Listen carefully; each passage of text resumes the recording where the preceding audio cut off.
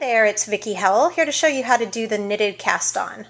This is the method that I usually use when I'm teaching beginners how to knit, simply because you're essentially using the knit stitch to cast on, so it leaves one less thing for you to have to remember when you actually start your knitting. I also like using it because it's my mom's method of choice and I enjoy my mom. So what you need to do is start out with a slip knot. To do that, you take your yarn and you create a little loop like a cursive E, which you can see here. And then you take your tail, which is the yarn that's not connected to the skein end, and you push it through that loop. You don't pull it all the way through, but you pull it so you see the loop, like so. Then you take your needle and you insert it through the loop, and you take the ends and you pull it so it's secure. You want it to be secure, but not so tight that you can't move it easily up and down. Alright, so now it's time to start with the actual cast on. You're going to take your other needle, insert it through that loop that you've just created on the left-hand needle.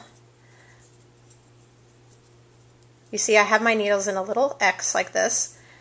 You're going to wrap the yarn around the back needle,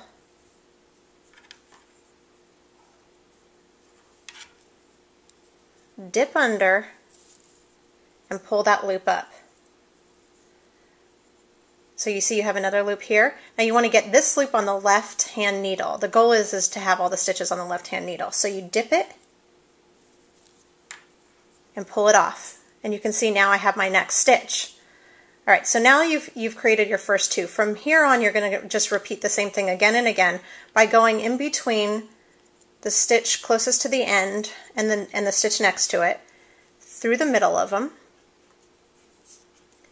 wrap around behind the needle, pull it through. You can see this is your new stitch. Well, I got a little crazy and made it long there, but the benefit to that is that you have plenty of room to come in, snap it up with your next needle, and then you can just pull that tight. I'll show you one more time.